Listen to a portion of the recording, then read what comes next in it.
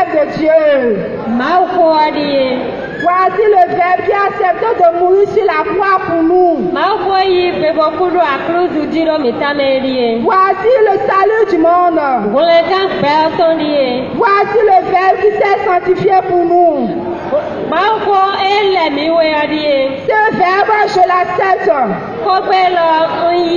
Je la pratique dans ma vie. Je terrasse par ce Verbe.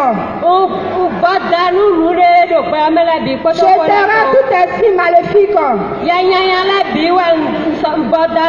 Et ce Verbe est la pierre angulaire que les bâtisseurs ont rejeté. Sans ce Verbe, le monde est foutu. Sans ce Verbe, ma vie est foutue. Pour cela, je l'accepte. Pour cela, je l'aime. Je l'adore. Et je la respecte. Oui, je respecte cette parole de vie. Parce que ce Verbe est la parole de vie. Et cette parole de vie transforme ma vie. Si j'accepte tout ce qu'elle me dit, si je fais tout ce qu'elle me demande, alors je l'aime encore. Je marche avec ses préceptes pour le salut des âmes et pour ma sanctification. Amen, alléluia. Jésus, Jésus, Jésus, Jésus.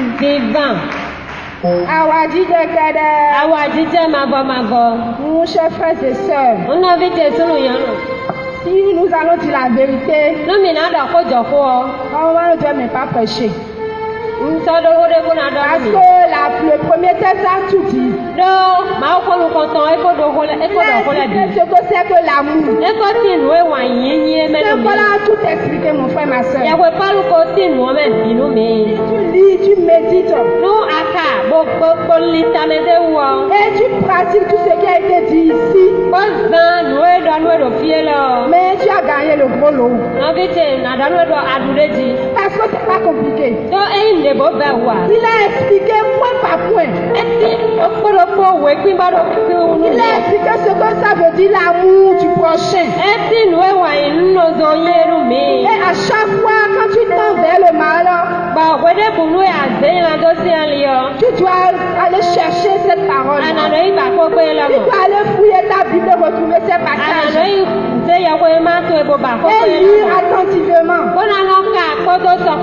Parce qu'on a dit de rechercher donc avec ardeur les dons les plus grands. Et on a parlé de la prophétie qui sépare les paroles de connaissance et autres. Et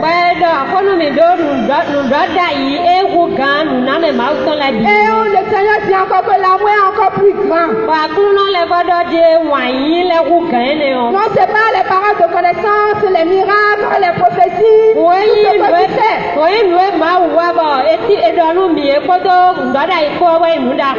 C'est nécessaire de le faire.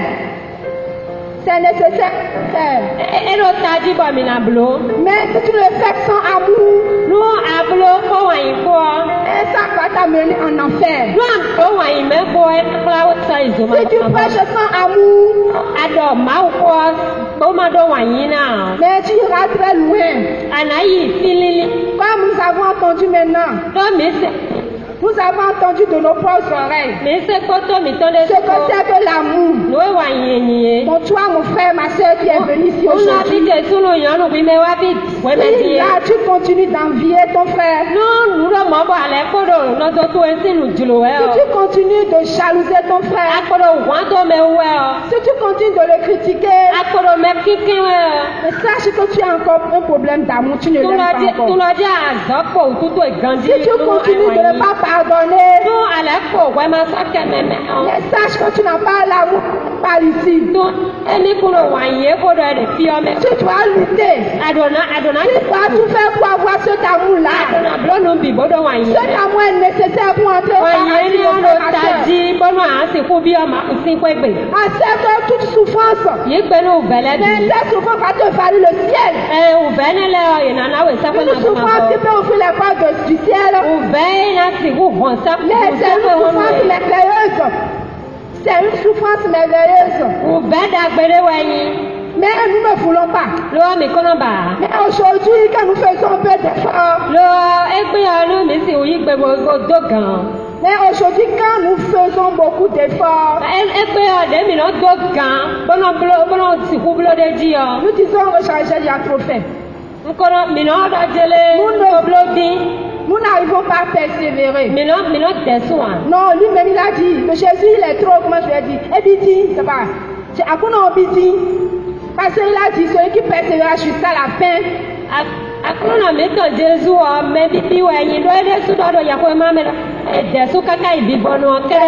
personne qui sera sauvée.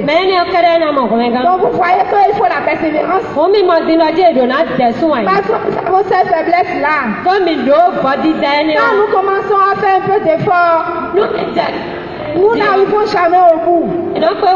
Parce que nous n'avons pas l'amour. Et le Seigneur a besoin de cet amour, ma soeur.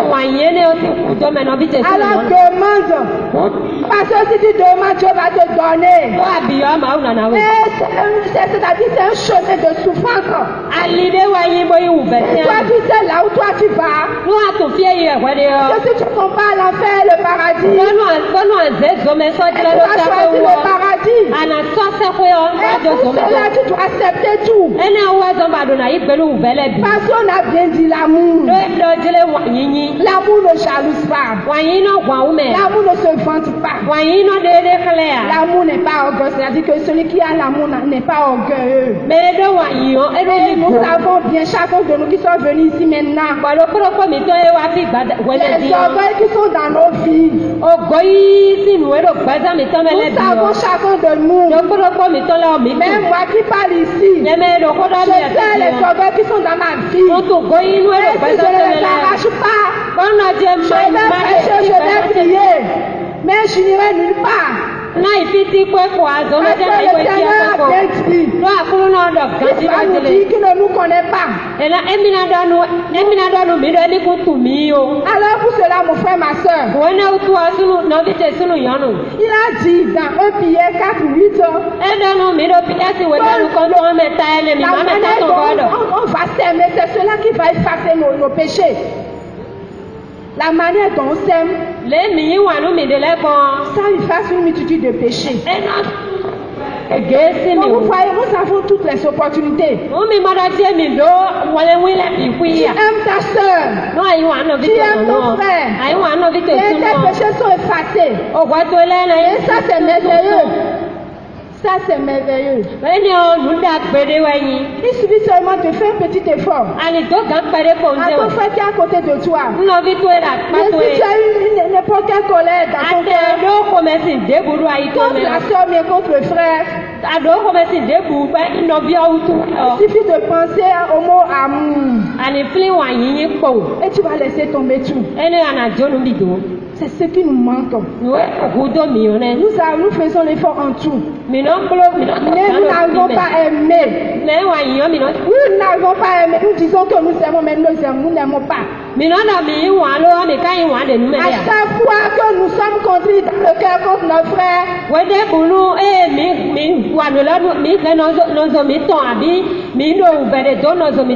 chaque fois que nous parlons mal à notre frère, c'est comme il y a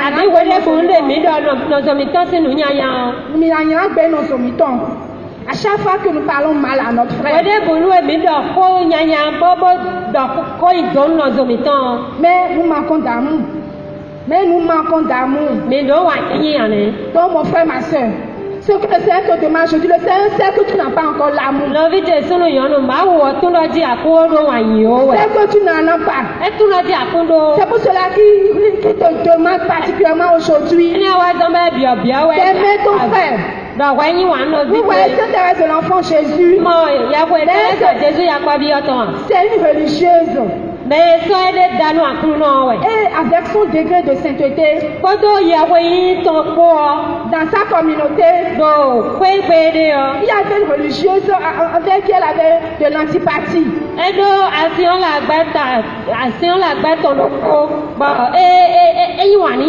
Tout ce que la sœur faisait, c'est que ça la rendait mal à l'aise. Elle ne sentait pas la sœur.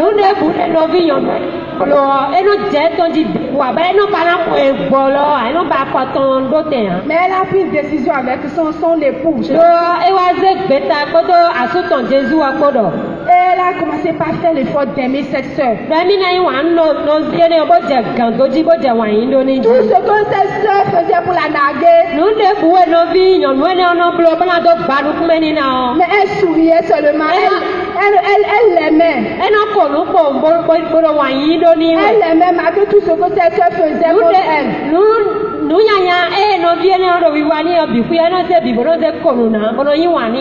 Elle faisait tout pour mettre à l'aise cette soeur, malgré que cette soeur la persécutait.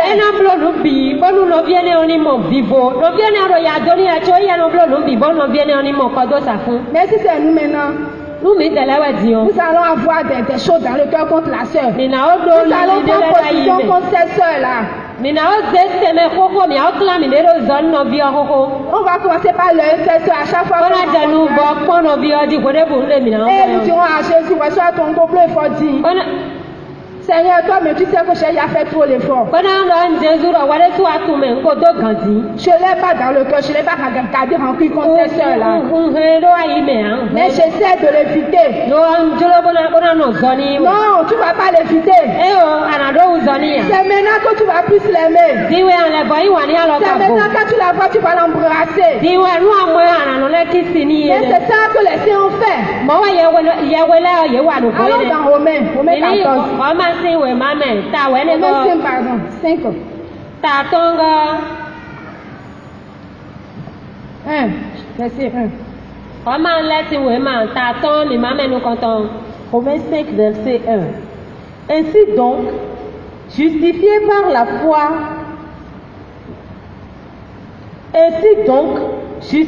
par la foi,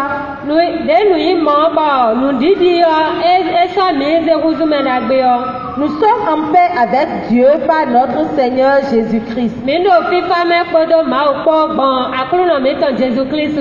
Verset 2. Par lui, nous avons accès par la foi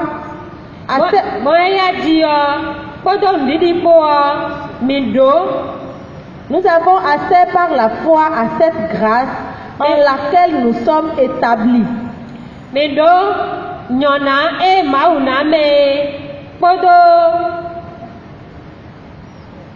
À cette grâce en laquelle nous sommes établis,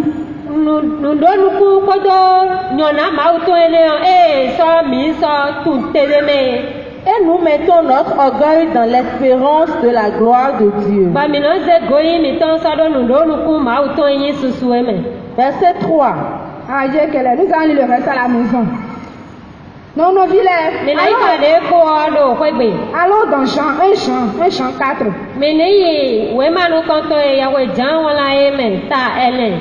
9, verset 9 à 11. 1 Jean 4, verset 9. Voici comment s'est manifesté l'amour de Dieu au milieu de nous. Dieu a envoyé son Fils unique dans le monde afin que nous vivions par lui. Verset 10. Voici ce qu'est l'amour. Ce n'est pas nous qui avons aimé Dieu, c'est lui qui nous a aimés et qui a envoyé son Fils en victime d'expiation pour nos péchés.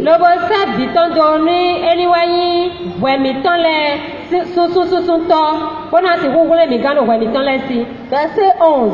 Mais bien aimés, si Dieu nous a aimés ainsi,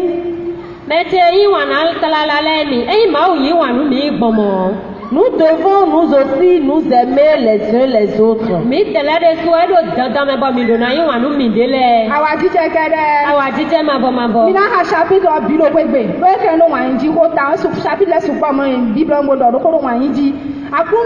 Le Seigneur, si toi tu fais toujours l'effort, tu viens à la prière.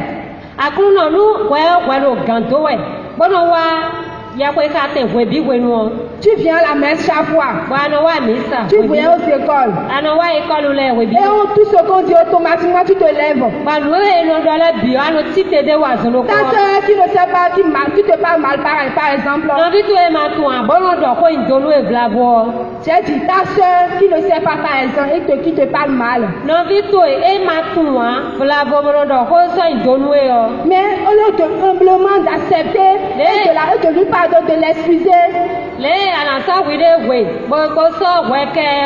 automatiquement tu lui retournes l'appareil. Nous devons faire l'effort. À chaque fois quand on nous parle mal, nous on doit répondre avec amour. Nous devons retourner l'humilité parce que c'est en nous humiliant à chaque fois que cette soeur bien ce frère va se convertir.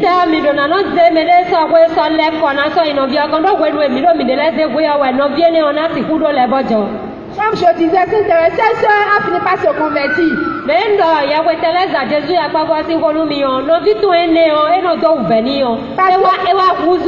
Parce que cette Thérèse lui donnait l'amour en toutes choses.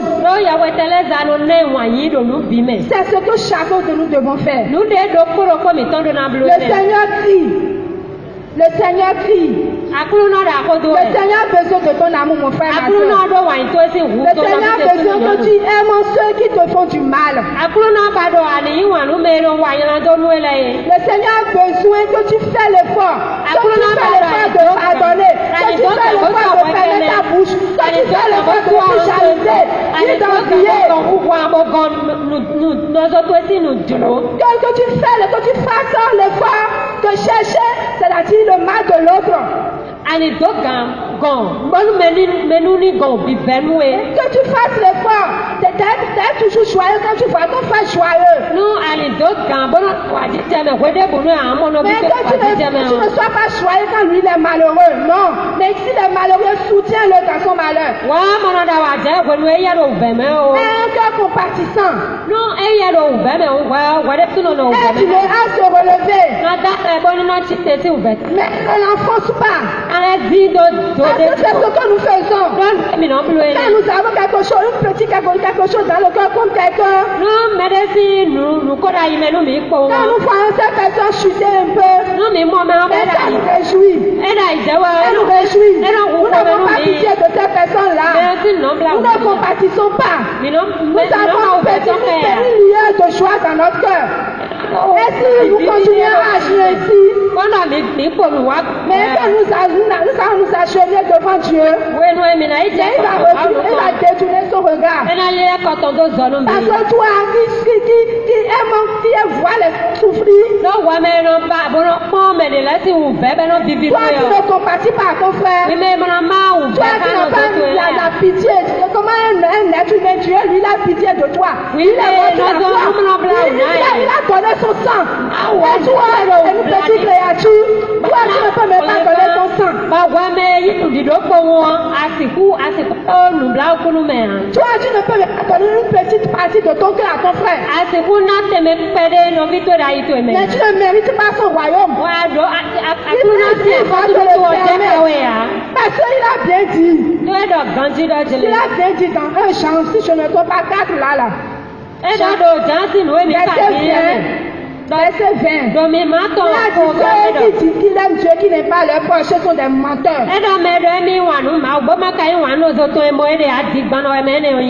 Mon frère, ma soeur, toi-même tu sais déjà ce que tu dois faire aujourd'hui. Si tu n'as jamais souri à quelqu'un dans ta vie aujourd'hui, fais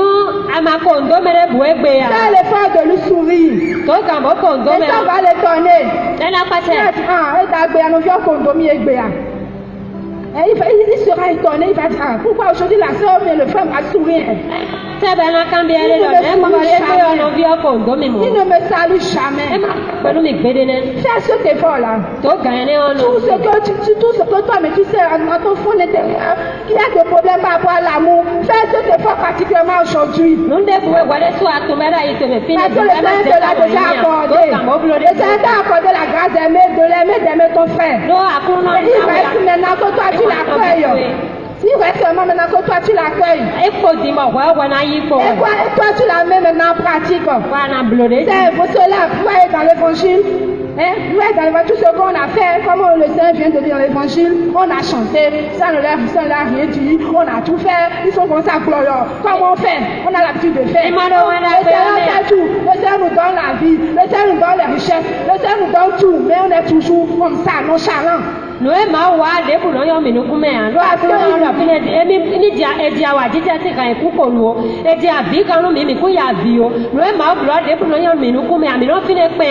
Nous sommes l'amour.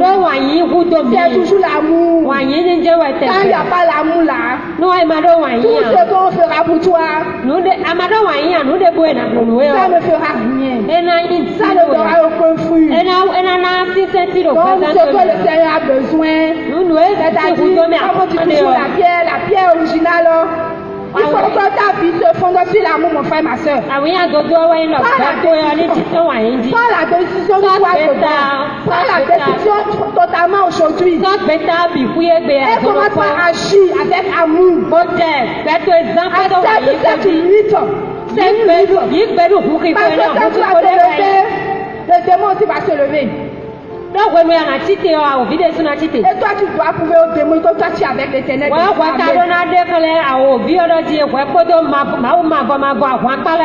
Oui, tu dois lui démontrer que toi, tu veux agir par amour. Toi, tu n'es pas comme lui. Toi, tu n'es pas comme lui, orgueilleux, parce que à chaque fois quand tu vas ton orgueil, c'est le démon qui est orgueilleux.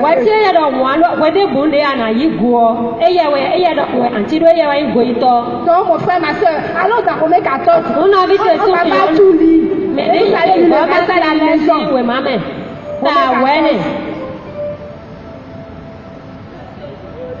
Verset 1, commençons par 1. Romains 14, verset 1. Accueillez celui qui est faible dans la foi, sans critiquer ses scrupules. Verset 2. La foi de l'un lui permet de manger de tout. La foi de l'un lui permet de manger de tout. Tandis que l'autre, par faiblesse, ne mange que des légumes.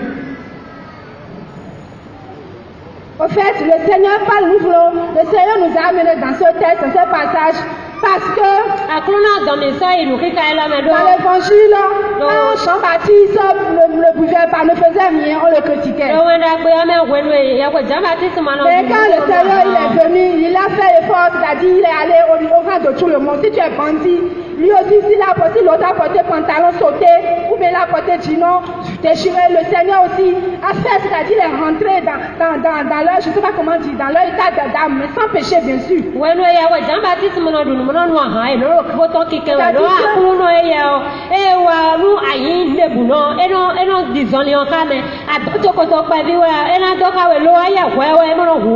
Ce que je veux dire par là, c'est pas que je dis que le Seigneur mais c'est fait sur lui. C'est une manière de parler. C'est-à-dire ceux qui sont faibles. Le Seigneur il va avec cette personne-là. Si tu es fort, le Seigneur il va avec toi. Et le Seigneur chemine avec chaque personne, avec sa capacité. Ne jalousez pas l'autre parce que l'autre a les charismes, l'autre sait bien parler.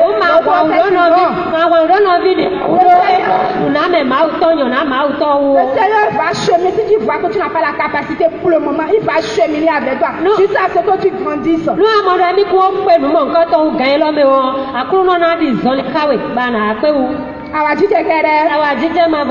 Vous allez lui le reste à la maison. Ou mon frère, ma soeur. Dis à ton frère qui est à côté de toi. As-tu pris la décision d'aimer maintenant? As-tu pris la décision de ne plus critiquer? As-tu pris la décision d'aimer malgré les souffrances? Merci, on a été injuste envers toi. Il faut le dire ça. Est-ce que tu vas aimer cette personne? Aime-la, ma soeur. Aime-la et Dieu va te bénir. Et qu'il vous bénisse.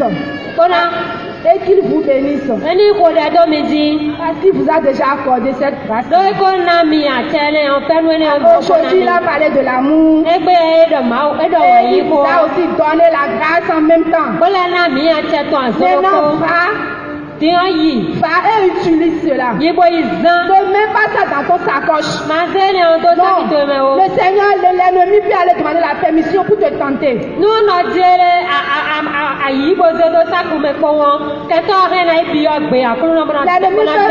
Allez lui dire, faut rien. Attends, je vais lui donner. Je vais tenter.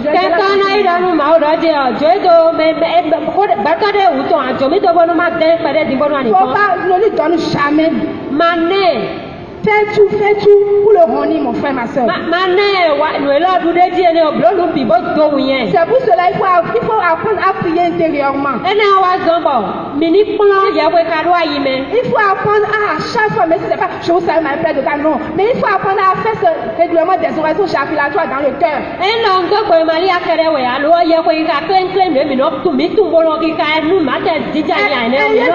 Le cœur sur Dieu. C'est cela qui va vous aider à moins pécher. Nous, nos filets, après nous allons. Pour nous, décision de me prendre l'air, nous confessons ton étude. Pour nous, mais bien, c'est vrai, Dieu. Il n'a pas le temps, on m'a torrent. Ni dans le mivre, là, n'a torrent, mi goûte, tire, on m'a dit, on t'en quoi, dit. On ne sait pas, ni dans mi belle fleur, et là, on t'en quoi, mi bague, on m'a biomé. On va y aussi comme un regard, on va aller dans ton tombe, là, on va pour nous.